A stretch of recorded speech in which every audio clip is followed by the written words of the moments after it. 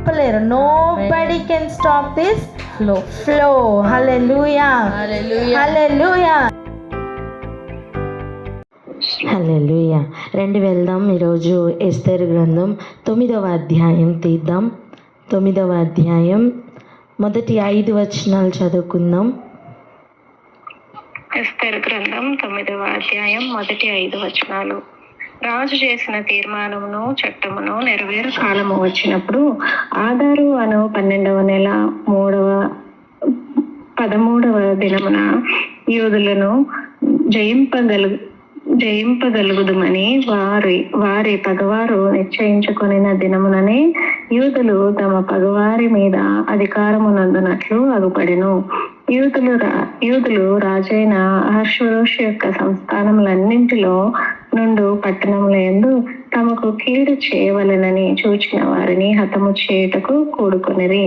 వారిని గూర్చి సకల జనులకు భయము కలిగినందున ఎవరునూ వారి ముందర నిలవలేకపోయిరి.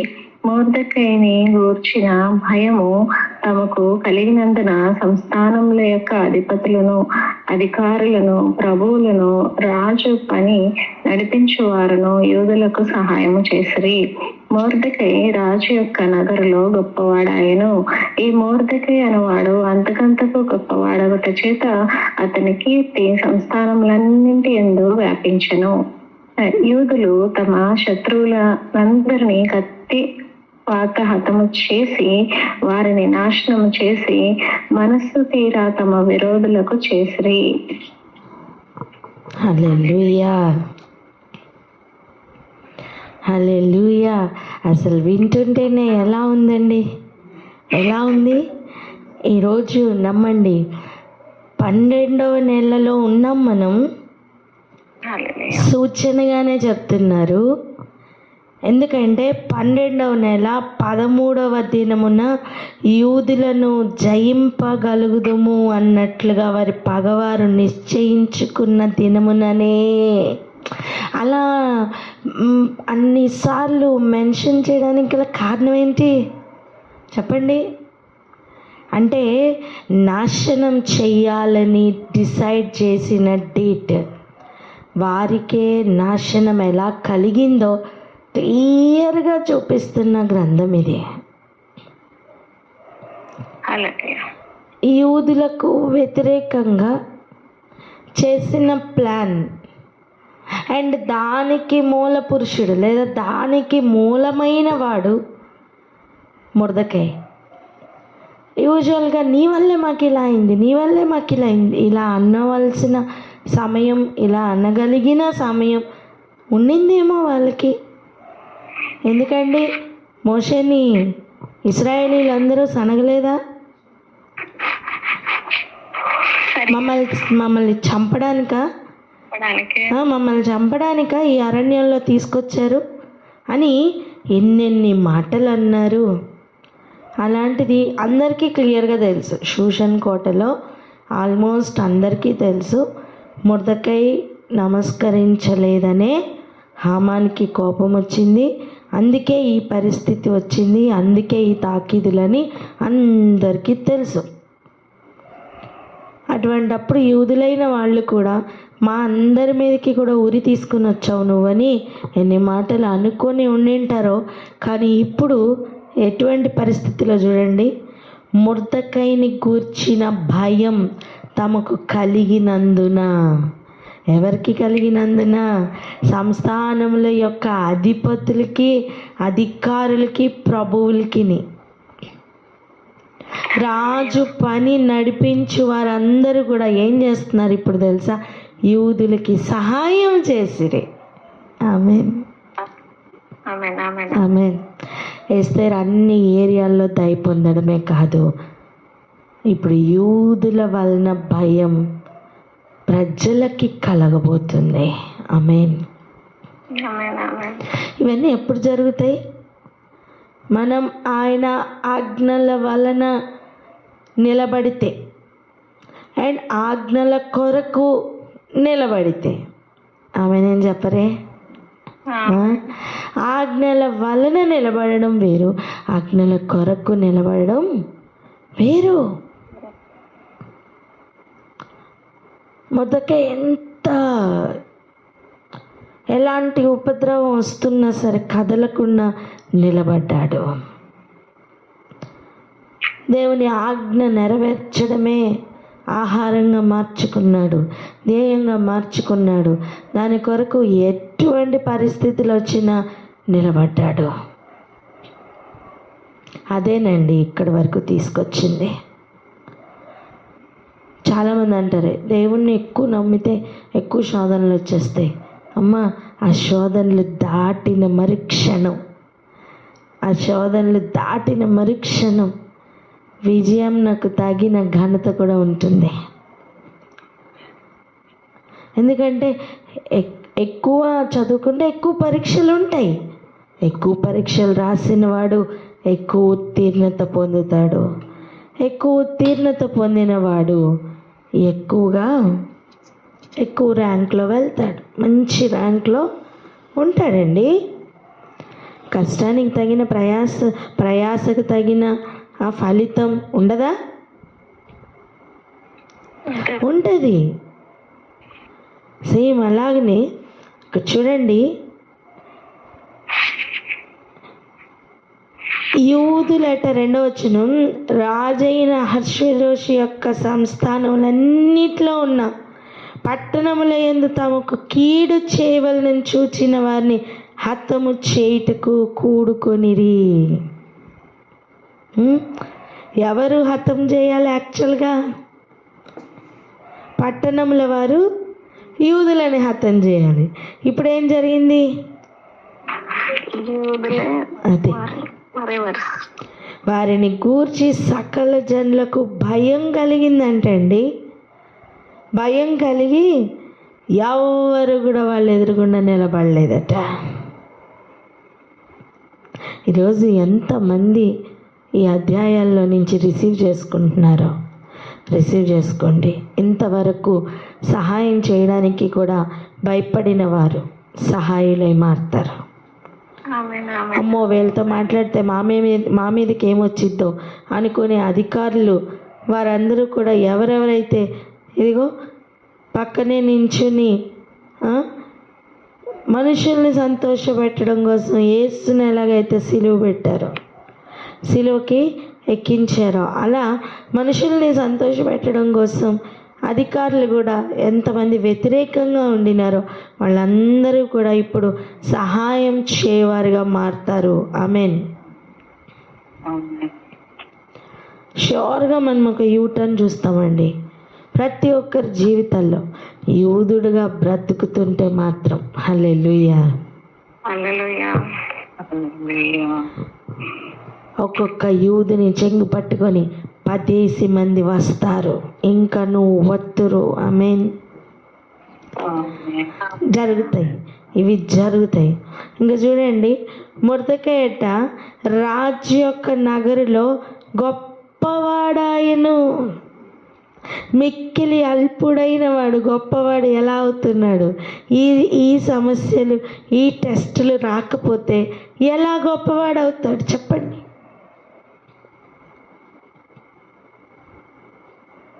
ఈరోజు సమస్యల్ని చూస్తూ నాకెందుకు ఇవి వచ్చినాయి, నాకే ఎందుకు వచ్చినాయి అని ప్రశ్న ఉన్నవారికి ఈరోజు ఇదే సమాధానం. మనం చూసిన ఈ 3వ అధ్యాయం నుంచి మనం చూసిన ఒక్కొక్క ఇష్యూ 8వ అధ్యాయం వరకు వచ్చి ఉండకపోతే మొర్దెకై రాజు యొక్క నగర్లో ఇంత గొప్పవాడు అయ్యేవాడా? లేదు. ఇంకా తన గురించి చెప్తున్న మాట, అంతకంతకు గొప్పవాడు అవుట చేత తన కీర్తి సంస్థానములన్నిటికీ వ్యాపించిందట. ఇప్పుడులాగా మీడియా ఏం లేదు. అప్పుడు నోటి మాట ద్వారానే ఒక్కొక్కటి చేరేదండి. కేవలం షూషన్ కోటలో ఒక్కటే కాదు, సంస్థానాలన్నిటిలోనికి కూడా తన కీర్తి వ్యాపించిందట. అటువంటిది కమ్యూనికేషన్ అధికమైన ఈ కాలం ఇంకెలా ఉంటుంది? హల్లెలూయా. యూదులు తమ శత్రువులందరినీ కట్టివాత హతము చేసి, యాక్చువల్గా వాళ్ళు చెప్పిన మాట చూడండి, తమ మనస్సుకు, వారి మనస్సు తీరా తమ విరోధులకు చేసిరియట. కసి తీర్చుకున్నారని అర్థం. హల్లెలూయా. ఇంకా చూడండి, షూషను కోట యందు యూదులు 500 మందిని చంపి నాశనం చేసిరి. ఉం?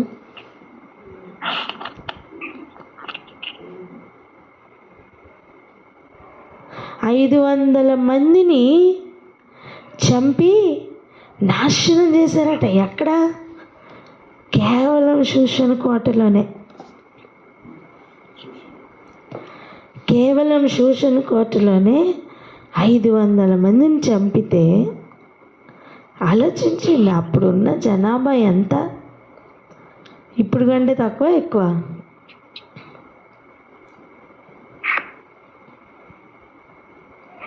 అటువంటిది 500 మందిని చంపారట.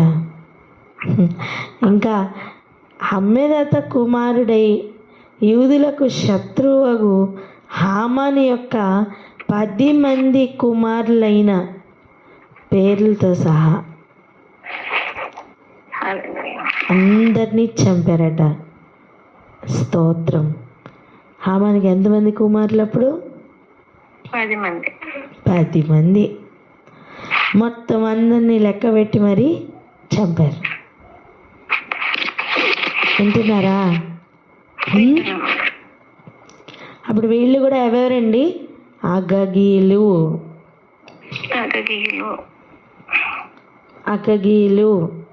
అగగీయుడైన హామాను అన్నప్పుడు హామాను కింద ఇంకా ఎంతమంది ఉన్నారు? 10 మంది వెయిటింగ్. ఆ 10 మందిని కూడా చంపారట. అయితే కొల్ల సొమ్ము వారు పట్టుకొనలేదు. యాక్చువల్గా తాకీదుల్లో ఏముంది? కొల్ల సొమ్ము కూడా తీసుకోమని. ఏది? యూదుల్ని చంపినప్పుడు కొల్ల సొమ్ము కూడా తీసుకోమని ఉంది. కానీ ఇక్కడ వారు కొల్ల సొమ్ము తీసుకోలేదట. అంటే ఆ యూదులు తీసుకోలేదట.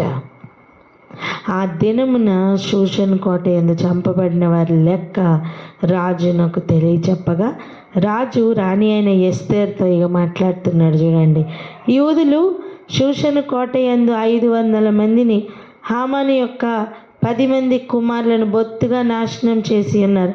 రాజు యొక్క కొదువ సంస్థానముల్లో వారు ఏమి చేసి ఉందిరో ఇప్పుడు నీ మనవి ఏమిటి? వింటున్నారా?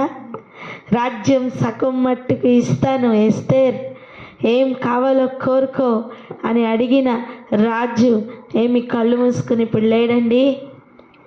లెక్క తెలియబడుతుంది. యూదులు ఏం చేస్తున్నారో లెక్క తెలిసి ఇప్పుడు రాజుకి. ఒకప్పుడు హామాన్ ఏం చేస్తున్నాడో రాజుకు లెక్క తెలిసిందా? తెలీదు. ఏం ప్లాన్ చేశాడో తెలుసా? తెలీదు. దానికి కావలసిన కోర్ రీజన్ ఏంటో తెలుసా? తెలీదు. ఏది చెప్తే అది వినేవాడు. కానీ ఇప్పుడు అలా కాదు. వచ్చి రాణి దగ్గర అడుగుతున్నాడు, ఏమని? మిగిలిన సంస్థానాల్లో వారు ఇంకేం చేసి ఉందిరో, నీ కళ్ళెదురుగున్న ఉన్న సంస్థానంలో 500 మందిని చంపడం మాత్రమే కాదు, హామాను యొక్క కుమారులైన 10 మందిని కూడా చంపారు. ఎస్తేర్ ఇప్పుడు చెప్పు, ఇంకేం కావాలి? ఓ హల్లెలూయా. అడిగింది ఒక్క విన్నపమే, కానీ రాజు మాత్రం ఇంకేం కావాలని వెయిటింగ్ ఇవ్వడానికి. హల్లెలూయా. మళ్ళీ చెప్తున్నారు చూడండి, ఇప్పుడు నీ మనవి ఏమిటి? అది నీకు అనుగ్రహింపబడును. నీవు ఇంకనూ అడుగునదేమి అది దయచేయబడినని సెలవీయగా. ఎంతగా దయ పొందిందండి ఎస్తేర్. ఇప్పుడు ఎస్తేర్ అడుగుతుంది, రాజువైన తమకు సమ్మతి అయిన ఎడల ఈ దినము జరిగిన చొప్పున షూషన్ నందున్న యూదులు రేపును చేయనట్లుగాను హామాను యొక్క 10 మంది కుమారులు ఉరికొయ్యి మీద ఉరి తీయింపబడినట్లుగాను సెలవీయుడనెను. అలాగూ చేయవచ్చునని రాజు సెలవిచ్చెను. ఏమంటున్నా అంటే, శత్రువు ప్లాన్ చేసింది ఒక్కరోజే శత్రువు ప్లాన్ చేశాడు. కానీ శత్రువుకి ఎన్ని దినాలు? 2 దినాలు, రెండంతలు. హల్లెలూయా. దేవుడు తన పిల్లలకి 2 అవకాశాన్ని ఇస్తున్నారు. హల్లెలూయా. కానీ ఒకటి జ్ఞాపకం చేసుకోండి, దేవుడు అవకాశం ఇచ్చినప్పుడు, శత్రువుల్ని చేతులకు అప్పగించినప్పుడు శేషంను మిగిల్చకూడదు. ఏం చేయకూడదు? పోనీలే అని చెప్పి కొన్నిటిని ఉండనివ్వకూడదు. దేవుడు మన జీవితంలో ఏ శరీర క్రియలను అయితే చంపమన్నారో వాటిని చంపివేయాలి. వేటిని విసర్జించమన్నారో వాటిని విసర్జించాలి. ఎలాగైతే మొదట సూషన్ కోటలో, తర్వాత మిగిలిన సంస్థానాల్లో అన్నట్టుగా వ్యాపిస్తూ ఉందో, అలాగనే మనం కూడా మన జీవితాల్లో మొదటిగా, తర్వాత మన కుటుంబాలు, తర్వాత మన స్ట్రీట్స్, మన ఇలా వ్యాపించాలా. ఆ మిడిల్ పాయింట్ నుంచి అన్నీ వ్యాపించాలా. మొదట యెరూషలేం, తర్వాత యూదయ, తర్వాత సమరయ, తర్వాత భూదిగంతముల వరకు. ఆ స్ట్రాటజీ చూస్తున్నారా? అలా అయితే ఏం జరిగిందట చూడండి. 16వ వచనం చదువుదాం. 16, 17, 18 త్వరగా. ఎస్తేరు గ్రంథం 9వ అధ్యాయం 16, 17, 18 వచనాలు. రాజు సంస్థానముల యందు తక్కిన యూదులు కూడుకొని తమ ప్రాణములను రక్షించుకున్నట్టుకై పూనుకొని ఆధారు మాసము 13వ దినమందు తమ విరోధులతో 75,000 మందిని చంపివేసి తమ పగువారిని బాధ లేకుండా నెమ్మది పొందిరి. అయితే వారు కొల్లు సొమ్ము పట్టుకొనలేదు. 14వ దినమందు వారు నెమ్మది పొంది విందు చేసుకొనొచ్చు సంతోషముగా నుండిరి. షూషాను నందున్న యూదులు ఆ మాసమందు 13వ దినమందును 14వ దినమందును కూడుకుని 15వ దినమందు నెమ్మది పొందు విందు చేసుకొనొచ్చు సంతోషముగా ఉండిరి. కాబట్టి ప్రాకారము లేని ఊళ్ళలో కాపురమున్న గ్రామవాసులైన యూదులు ఆధారు మాసము 14వ దినమందు సంతోషముగా నుండి అది విందు చేయదగిన శుభదినం అనుకుని ఒకరికొకరు బహుమానములు పంచుకొనుచు వచ్చిరి. హల్లెలూయా. అసలు అన్ని ఏరియాల్లోని కూడా జరుగుతున్న కార్యాలు ఇవి. ఆమేన్. చూడండి, ఇంకా షూషన్లో ఉన్న యూదులు ఆ మాసము 13వ దినం 14వ దినం 2 దినాలు శత్రువుని వేసే పనిలో ఉన్నారు. 15వ దినం విందు చేసుకుంటున్నారు. హల్లెలూయా. అసలు ఎస్తేరు గ్రంథమే విందుతో స్టార్ట్ అయింది, గుర్తుందా?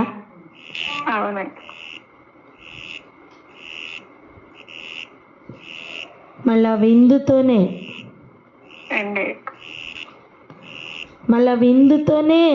ఎండ్ అవుతుంది. చూడండి, ఎవ్రీ ఏరియాలో ఎలా దేవుడు తన కార్యాలను చేస్తున్నారో చూడండి. అవకాశం ఇస్తున్నారు.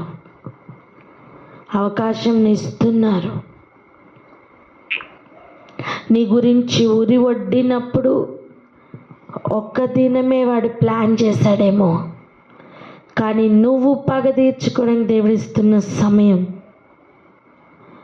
2 దినములై ఉంది. ఎగ్జాక్ట్గా అలాగనే బబులోన్లో నుంచి బయటికి రండి అని పిలిచినప్పుడు ఆ రాజులు కూడా 2 అంతలుగా దానికి పెట్టినట్టుగా మనం చూస్తున్నాం.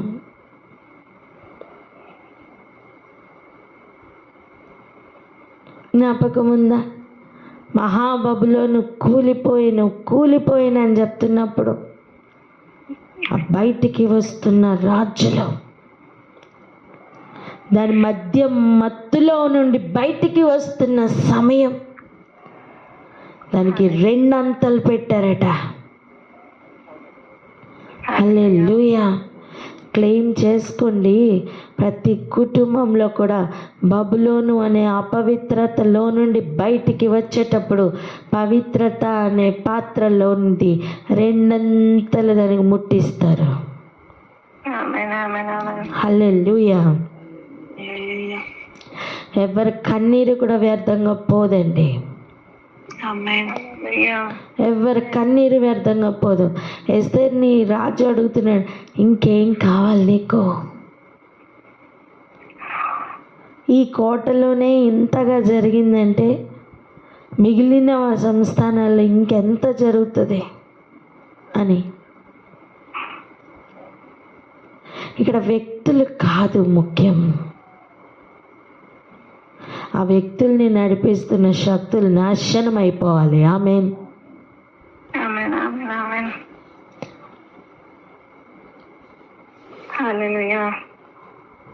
హల్లెలూయా. ఇంకా చూడండి, ప్రాకారములు లేని ఊళ్ళల్లో కాపురం ఉన్నవారు కూడా అది ఎంత సంతోషంగా ఉన్నారో చూడండి. విందులు చేయదగిన దినం అని దాన్ని భావించుకొని శుభదినం అనుకొని ఒకరికొకరు ఏమిస్తున్నారట? బహుమానములు పంపించుకుంటున్నారట. ఇదండి నిజమైన పండగ. చెప్పండి, ఇది నిజమైన పండగని. ఇది నిజమైన పండుగ. నువ్వు ఏ శత్రువుని చంపకుండా, జీవితాలు మారకుండా, ఏ మార్పు లేకుండా చేసుకునే పండగలే కాదు అసలు.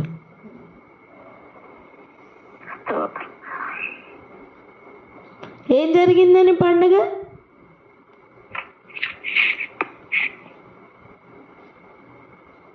బాధపడద్దు. గడిచిన సంవత్సరానికి ఈ సంవత్సరానికి ఏమైనా మార్పు వచ్చిందా? డిసెంబర్ నెల రాగానే పుట్టాడని పండగ, ఏప్రిల్ మాసం రాగానే చనిపోయాడని పండగ. ఏమైనా మార్పు ఏమైనా వచ్చిందా? మళ్ళీ అదే సంవత్సరం డిసెంబర్ రాగానే మళ్ళీ పుట్టాడని పండగ. ఏమొస్తుంది దాంట్లో? ఏం జ్ఞాపకం చేసుకుంటున్నావు?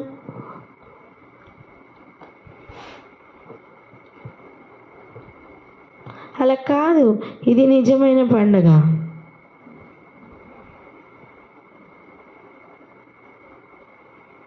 చెప్పండి, ఇది నిజమైన పండుగ అని.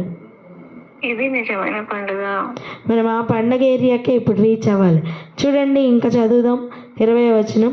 మొర్దెకై ఈ సంగతులను గూర్చి రాజైన అహష్వేరోషు యొక్క సంస్థానములన్నిటికీ సమీపముననేమి దూరముననేమి నివసించి ఉన్న యూదులందరికీ పత్రికలు పంపి, ఏంటంట, యూదులు తమ పగవారి చేత బాధపడక నెమ్మది పొందిన దినములనియు, వారి దుఃఖము పోయి సంతోషం వచ్చిన నెల అనియు, వారు మూల్గుట మానిన శుభదినమనియు, ప్రతి సంవత్సరము అదారు నెల యొక్క 14వ దినమును 15వ దినమును వారు ఆచరించుకొనుచు. వింటున్నారా?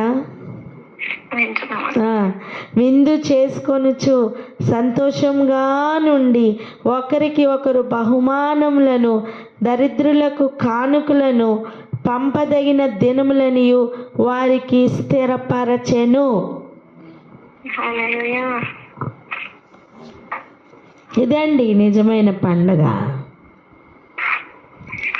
ఇది నిజమైన పండగ. తాకీదులు పంపించారు. మళ్ళీ ఎటువంటి తాకీదులు చూడండి.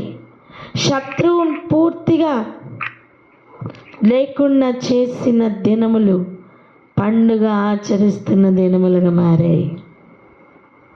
హల్లెలూయా. హల్లెలూయా. ఈ నెలలో జరుగుతున్న ఈ పండుగలు ఉన్నాయే 24, 25 మంచివే, మంచి పండుగలే. కానీ ఈ పండుగలు అయితే ఇంకా బాగుంటుంది. హల్లెలూయా.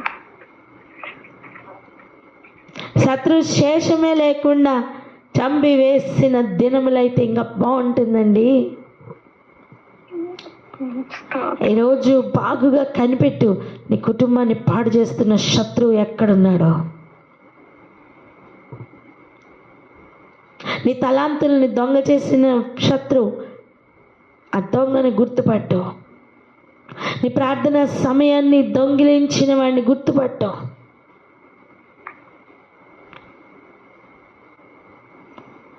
ప్రతి మత్తుని గుర్తుపట్టు, ప్రతి ఏరియాని గుర్తుపట్టు.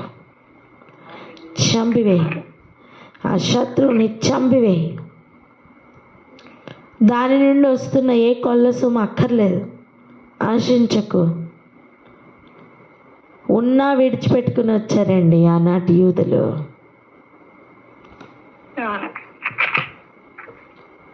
అందుకే విందు చేసుకొని దినములు అఫీషియల్గా డిక్లేర్ చేయబడ్డాయి. ఎప్పుడెప్పుడట? ప్రతి సంవత్సరం.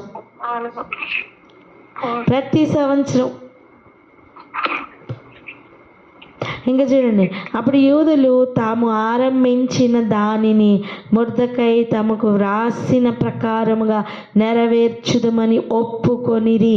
ఏమి నెరవేరుస్తామని ఒప్పుకున్నారు? ఒకరికొకరు బహుమానాలు ఇచ్చుకుంటూ, దరిద్రులకు కానుకలు పంపించుకుంటూ, సంతోషముగా విందులు చేసుకుంటూ ఉన్న దినములుగా మేము ఆచరిస్తామని. వింటున్నారా? తరతరముల పగ తీరిపోయిన ఒక దినం కనుకనే సంవత్సరం పండగ జరుగుతుంది. అమ్మ, నీ ఇంటిలో కూడా నువ్వు ఈరోజు రాసి పెట్టుకో.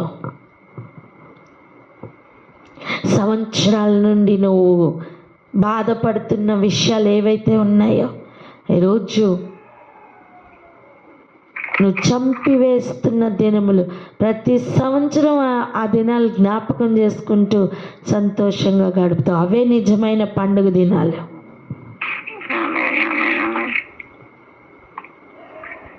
ఇంకా చూడండి 24వ వచనం చూడండి.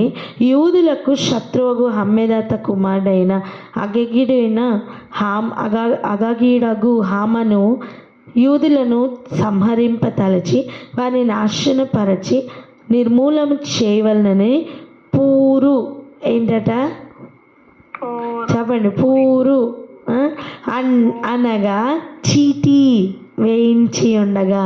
పూరు అంటే ఏంటి? చీటీ వేయించాడు. ఏమని? దాని మీద రాయించి పంపించాడు కదా. ఎస్తేరు రాజు ఎదుటికి వచ్చిన తర్వాత రాజు అతడు విరోధులకు విరోధముగా తలపెట్టిన చెడు యోచన తన తల మీదకే వచ్చినట్లుగా చేసి వాడును అని కుమారులను ఊరికొయ్య మీద ఉరి తీయబడినట్లుగా ఆజ్ఞ వ్రాయించి ఇచ్చాను. కావున ఆ దినములు పూరు అను పేరున బట్టి పూరీము అనబడెను. పూరీము పండగ. హల్లెలూయా. మీకు ఎలా ఉందో నాకు తెలియదు, కానీ ఈ పురీము పండగ చేసుకుంటే ఎలా ఉంటుందో ఒకసారి ఆలోచించండి. హల్లెలూయా. ఆమేన్. ఈ ఆజ్ఞలో వ్రాయబడిన మాటలన్నిటిని బట్టి, ఈ సంగతిని బట్టి, తాము చూచిన దాని అంతటిని బట్టి, తమ మీదకి వచ్చిన దాన్ని బట్టి యూదులు ఈ 2 దినములను గూర్చి వ్రాయబడిన ప్రకారం ప్రతి సంవత్సరం వాటి నియామక కాలములను బట్టి వాటిని ఆచరించుదమనియు, ఈ దినములు తరతరములుగా ప్రతి కుటుంబంలోను, ప్రతి సంస్థానంలోను, ప్రతి పట్టణంలోను జ్ఞాపకము చేయబడినట్లుగా ఆచరించుదుమనిరి. పురీము అను ఈ దినములను యూదులు ఆచరింపకయు తమ సంతతి వాటిని జ్ఞాపకము ఉంచుకొనకయు మానక ఉండినట్లు నిర్ణయించుకొని ఆ సంగతిని మరచిపోకుండానట్లు తమ మీదను తమ సంతతి వారి మీదను తమతో కలుసుకొని వారి మీదను ఇది ఒక బాధ్యతగా ఉండునని ఒప్పుకొనిరి. హల్లెలూయా. ఏది నిజమైన పండగో ఇక్కడ క్లియర్గా కనిపిస్తుందండి. అండ్ ఎవ్రీ ఇయర్ చేసుకుంటామని చెప్పి ఒప్పుకున్నారు. కారణం ఒక్కటే, అంతగా పగపట్టి తరతరముల నుండి పగపట్టిన ఆ ఎదోము నుండి వచ్చిన ఆ శత్రువు అవుట్. ఆ తర్వాతనే పూరీము పండగ. పూరి అంటే ఏంటి? చీటీ. చీటీ. హల్లెలూయా. ఇంక రెడీయా? రెడీ అని చెప్పండి. హల్లెలూయా. ఇంకా చూడండి, రాత్రి పగళ్ళు మన సహోదరుల మీద అపవాదములు మోపడానికి చీటీ రాసుకుని వెళ్తున్న అపవాది ప్రభు ఎదురుగుండా మన మీద నేరములు మోపడానికి ఎన్ని డాక్యుమెంట్స్ పెట్టుకున్నాడు. ఇప్పుడు అవన్నీ డాక్యుమెంట్స్ వాడి మీదకి రివర్స్ అవ్వాలి. ఆమేన్. ఎలా అవుతుంది రివర్స్ చెప్పండి? మన పాపములు దేవుని ఎదుట మన దోషములు ఒప్పుకున్నప్పుడు అవన్నీ చెరిగిపోతాయి. చూసారా? క్లీన్ చిట్ అయిపోతుంది. వాడు ఓపెన్ చేస్తాడు నేరములు మోపడానికి. మన దేవుని ఎదుట మన పాపములు దోషములు అన్నీ క్లీన్ చిట్ అవుతాయి. అప్పుడు నేరం మోపుతున్న వాని మీదకి అవన్నీ వెళ్తాయి. హల్లెలూయా.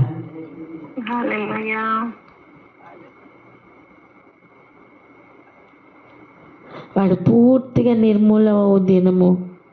ఎన్ని పండగలు జరుగుతాయి తెలుసా? నిజముగా అటువంటి పండుగలు మన కుటుంబాల్లో జరగాలి. ఆమేన్. పాపానికి పాపం యాడ్ చేసుకునే పండుగలు కాదండి ఇవి.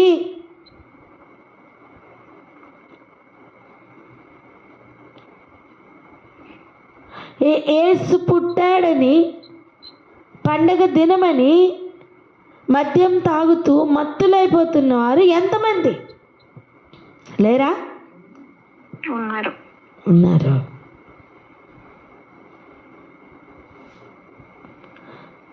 ఆనాడు ఆకాశరానికి అర్పిస్తున్న నైవేద్యాలన్నీ కూడా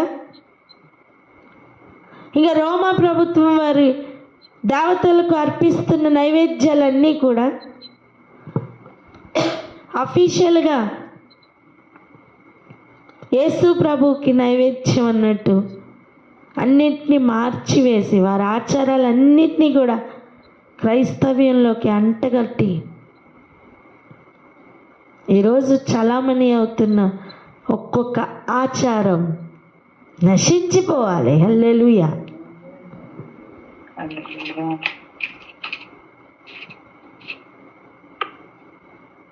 పండగ ఇంకొక పాపాన్ని యాడ్ చేయకూడదు నాన్న. సంతోషాన్ని అధికం చెయ్యాలా.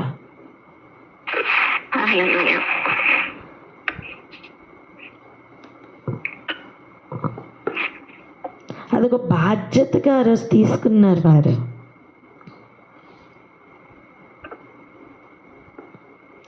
ఇంకొక మాట చదువుకుని క్లోజ్ చేసుకుందాం. చూడండి 32వ వచనం. ఈలాగున ఎస్తేర్ యొక్క ఆత్మ చేత ఈ పూరీం యొక్క సంగతులు స్థిరమై గ్రంథములో రాయబడెను. 31 కూడా చదువురా. 31 ఎస్తేర్ గ్రంథం 9వ అధ్యాయం 31 వచనం. ఈ పూరీము అనే పండుగ దినములు స్థిరపరచుటకు అతడు అహష్వేరోషు యొక్క రాజ్యమందు 127 సంస్థానంలో ఉన్న యూదులందరికీ వారి క్షేమము కోరినట్టు విశ్వాస స్వార్థములగునట్టు మాటలు గల పత్రికలు పంపెను. ఈలాగున ఎస్తేర్ యొక్క ఆజ్ఞ చేత ఈ పూరీము యొక్క సంగతులు స్థిరమై గ్రంథంలో రాయబడెను. హల్లెలూయా. ఈ విషయాలు గ్రంథంలో రాయబడ్డాయండి.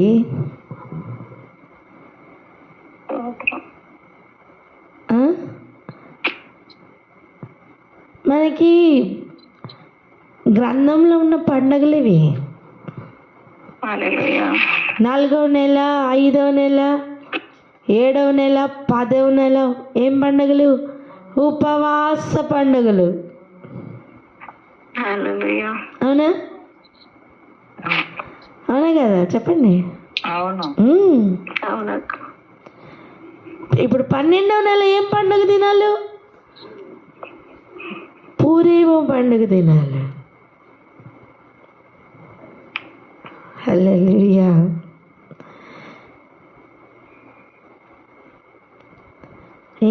ఇంకా ఉన్న పండుగ దినాల గురించి రేపు చూద్దాం. కానీ ఈరోజు ఆలోచన చేసుకుందాం. మన కుటుంబాల్లో కానీ మన వ్యక్తిగత జీవితాల్లో కానీ ఏదో నుంచి వచ్చిన, తరతరముల నుంచి వచ్చిన, మన శరీరంలో తినివేస్తున్న, మన జీవితాలని తినివేస్తున్న ఆ శత్రువుని రియల్గా గుర్తుపట్టు.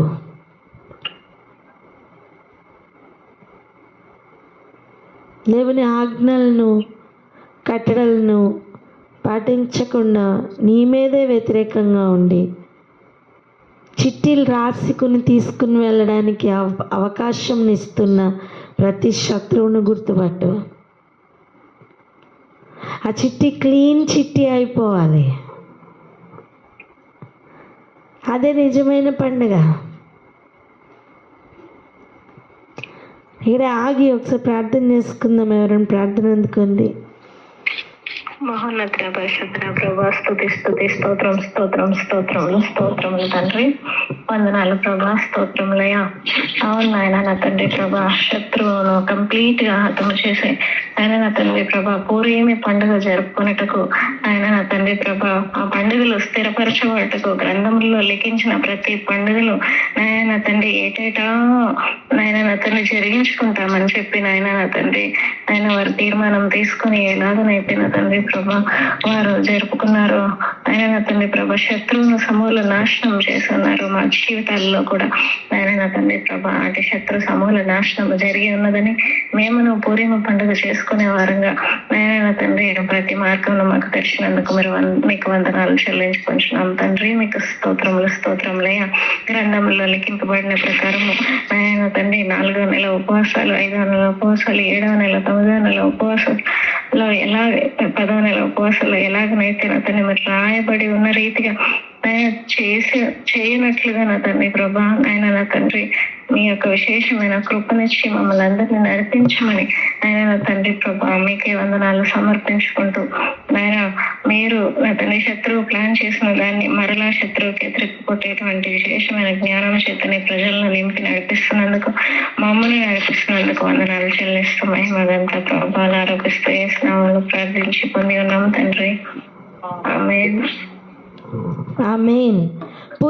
పూరి అంటే ఏంటండి? చీటీ అంటే ప్రతులు, పత్రములు, లెటర్, ఇంకా మన ఏ భాషలో అయినా చెప్పండి. చీటీ ఒక దగ్గర నుంచి ఇంకొక దగ్గరికి వర్తమానం తీసుకుని వెళ్తూ డాక్యుమెంట్స్ అన్నమాట అవన్నీ. అంతే కదా? అవునా? రండి వెళ్దాం. కొలసీలకి రాసిన పత్రిక 2వ అధ్యాయం 13-15 వచనాలు చదువుదాం.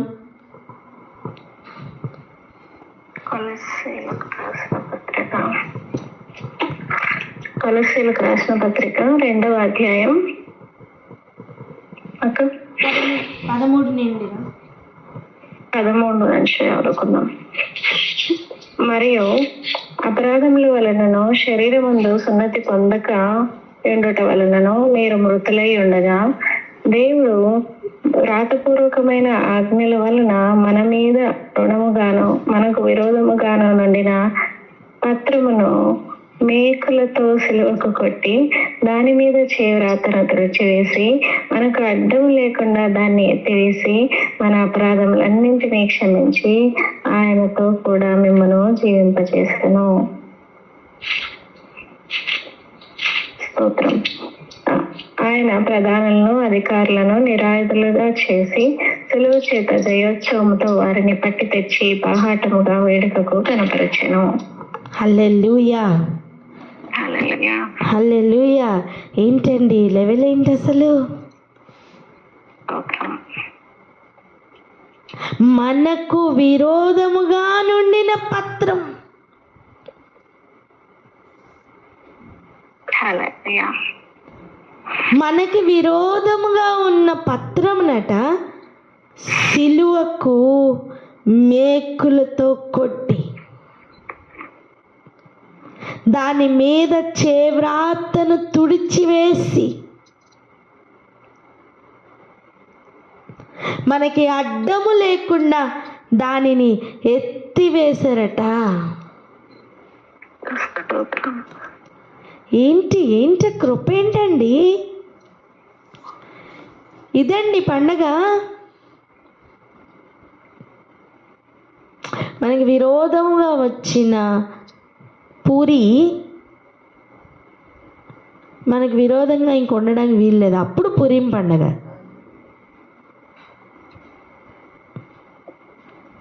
వింటున్నారా?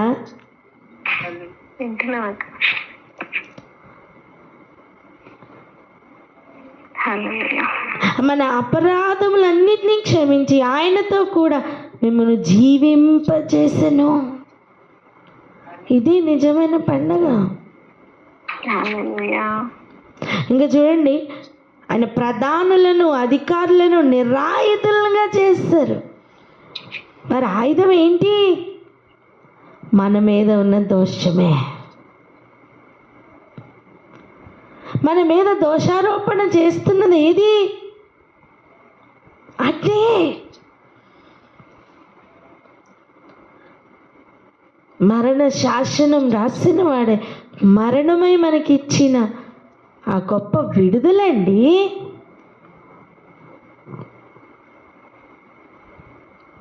అందుకే చూడండి, సిలువ చేత జయోత్సవముతో వారిని పట్టి తెచ్చి బాహాటముగా వేడుకకు కనబర్చారట. ఏ ఆయుధం వర్ధిల్లదు నాన్న. అందుకే దేవునికి లొంగిపోదాం. విరోధంగా బ్రతికిన కాలం చాలు. సమస్తమును ఆయనకి లోపరచుదాం. ఆయన ఏది విసర్జించమని చెప్తే దాన్ని విసర్జిద్దాం. ఆయన ఏది పట్టుకోమని చెప్తే అది పట్టుకుందామండి. ఆయనకి ఇంత కార్యం చేసిన ఆయనకి విరోధంగా ఉండి మనం ఏమి సాధించలేం.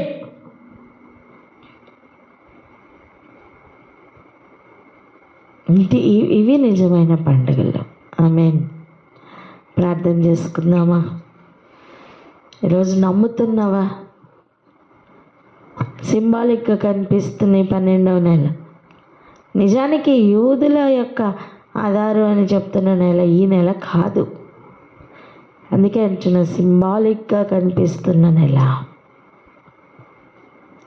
నువ్వు డేట్ రాయాలంటే 12 అనే రాస్తావు కదా.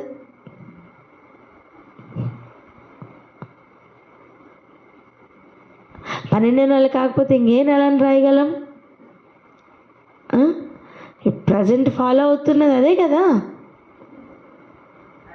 సూచనగా ఉన్న 12వ నెల ఒక్కసారి ఆలోచించండి. నిజమైన పండగ ఏది అంటే ఇది.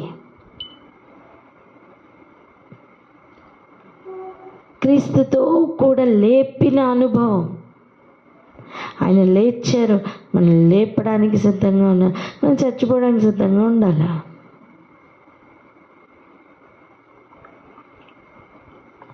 ఎందులో చనిపోమంటున్నారు? పాపంలో చనిపోమని. పాపం వద్దు.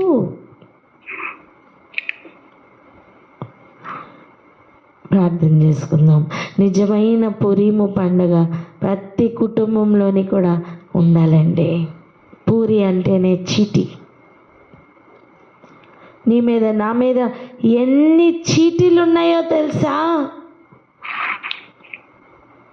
పలానా రోజు పలానా అపరాధం జరిగింది, పలానా వ్యక్తి పలానా విధంగా మాట్లాడాడు, యోచించాడు, ఊహించాడు. ఎన్ని చీటీలు ఉన్నాయో తెలుసా?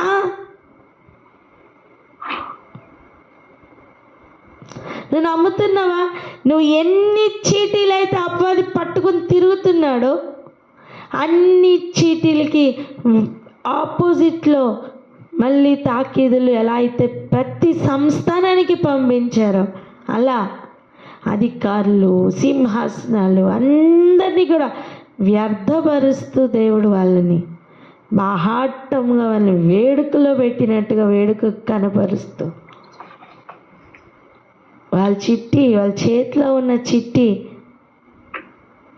ఏమీ కూడా పవర్ లేకుండా ఆ పవర్స్ అని తీసివేసి, హల్లెలూయా,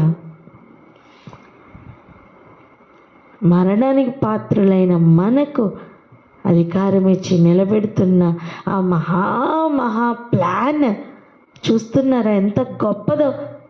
అంటే దేవుడు ఇంకేం చెయ్యాలండి మన కోసం? ఆయన చేయాల్సినవన్నీ చేసి ముగించారు. ఇప్పుడు మన చేతిలో ఉంది, మనం ఏం చెయ్యాలో మనం కూడా ఆ మాట చెప్పగలగాలి, ఇట్ ఈస్ ఫినిష్డ్ అని.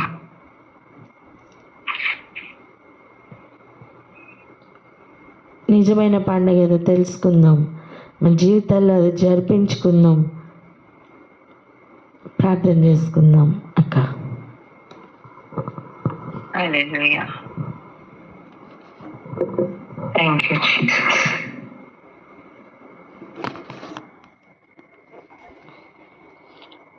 ప్రార్థన చేసుకుందామండి.